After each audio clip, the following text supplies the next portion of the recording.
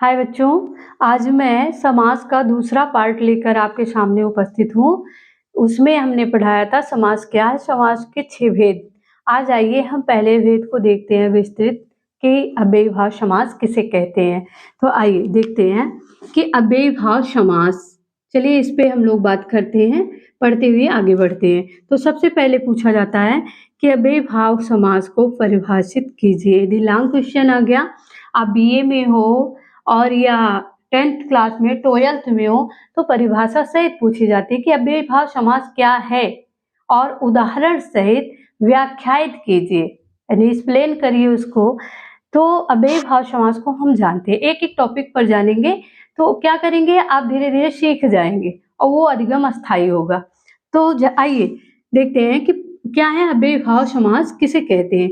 तो जिस समास का पहला पद यानी पूर्व पद क्या हो, अव्यय हो।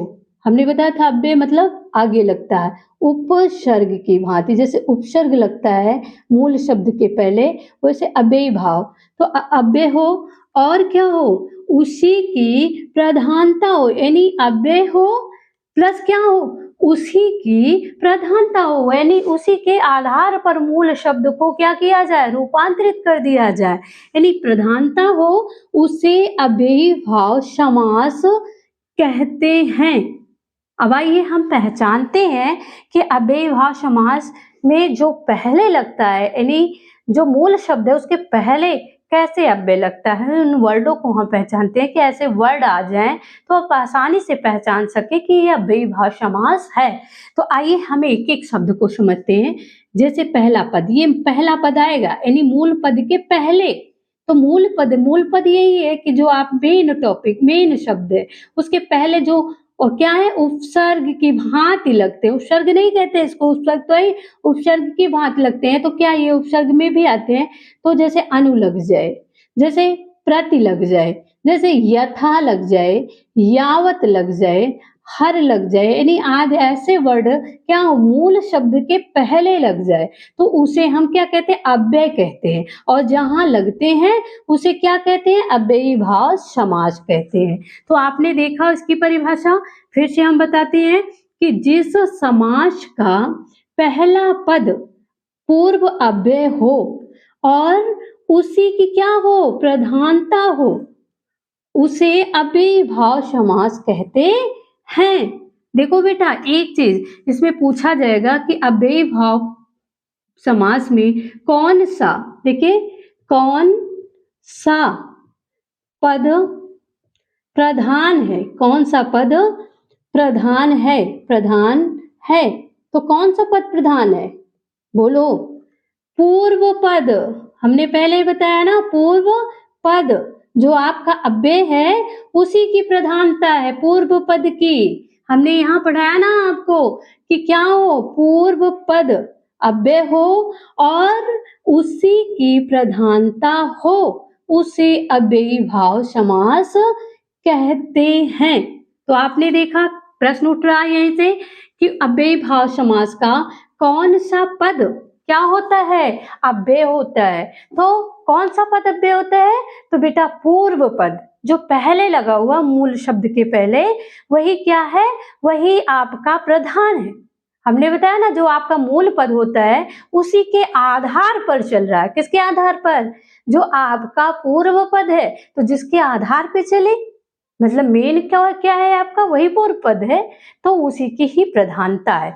आइए हम देखते हैं। तो पहचान हमने बताया कि ऐसे वर्ड जहां लग जाए आप आसानी से उनको पहचान सकते हैं कि क्या है, पहला पद यानी मूल पद के पहले लग जाए तो क्या है, अनु, प्रति, यथा, यावत, हरि, मतलब कि इसी तरह जो मूल शब्द के पहले लग जाएं उसे अव्ययीभाव समास कहते हैं और उसी की क्या होती है, प्रधानता होती है।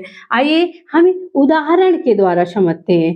उदाहरण से जब आप समझेंगे तो क्या होगा, आप करना सीख जाएंगे और प्लस उसे पहचान जाएंगे कि ये क्या है, अव्ययीभाव है, इसका अर्थ क्या है। आप इस तरह समझते हुए आगे बढ़ेंगे। तो आइए हम लोग देखते हैं कि पहला लेते हैं, जैसे हमने कहा प्रति, यहाँ है ना प्रति, तो ये देखिए प्रति धन दिन, ये दिन क्या है बेटा, तो ये दिन मूल शब्द है, दिन, लेकिन इसमें क्या लग गया? प्रति। प्रति क्या लग गया? अव्यय लग गया। अव्यय को ही हम क्या कहते हैं? उपसर्ग कह सकते हैं, दूसरे शब्दों में कह सकते हैं।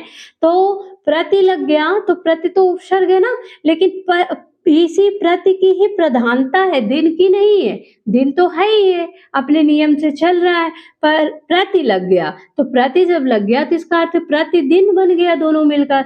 और अर्थ क्या हो गया? प्रत्येक दिन। यानी हम दिन तो बोल ही रहे हैं, लेकिन एक दिन, 2 दिन या चौथे दिन या पांचवें दिन ऐसा नहीं हमने बोला, उसकी प्रधानता नहीं है। दिन तो है, दिन में जो जुड़ा है उसकी प्रधानता है। तो हमने क्या क्या कहा? प्रति, यानी प्रत्येक दिन हमको क्या करना है? पढ़ना है। तो पढ़ना तो ही है, कितने दिन? दिन में या रात में, इसकी प्रधानता नहीं है। प्रत्येक दिन पढ़ना है। प्रति की ही क्या है? प्रधानता है कि प्रत्येक क्षण पढ़ना है, प्रत्येक घंटे पढ़ना है, तो प्रत्येक वर्ष पढ़ना है। मतलब जहां प्रत्येक लग रहा है वो क्या है? प्रत्येक अपनी जगह पे स्थिर है, लेकिन जो दूसरा वर्ड है उसी के अनुसार बदल रहा है। आइए हम आगे बढ़ते हैं। दूसरा शब्द, जैसे हमने दूसरा शब्द क्या लिया? आ, तो क्या है? जन्म। अब जन्म तो मूल शब्द है ही, जन्म, मरण, खुशी, गम, ये सब क्या है? मूल शब्द है, लेकिन इनमें क्या हो गया? आपने आ जोड़ दिया, तो आ जोड़ दिया तो क्या हो गया? आ जन्म। पहले तो जन्म था, लेकिन आ क्या? अव्यय जोड़ दिया। अब अव्यय जोड़ दिया, दोनों मिलकर क्या हो गए? आजन्म। और इसका अर्थ क्या हुआ? आजन्म, यानी जन्म से लेकर। क्या हो गया? जन्म से लेकर, मतलब आजन्म। हम क्या? आजन्म अंधे हैं, आजन्म बहरे हैं, आजन्म पागल हैं, आजन्म जिद्दी हैं। मतलब जन्म से लेकर, कहते नहीं है, बहुत लोग कहते हैं मैं पैदाइशी जिद्दी हूँ। तो पैदाइशी जिद्दी हूँ, तो ये तो शब्द नहीं बन रहा, लेकिन आइए ऐसे समझते हैं, आपको समझने के लिए हमने कहा कि बहुत लोग कह देते हैं।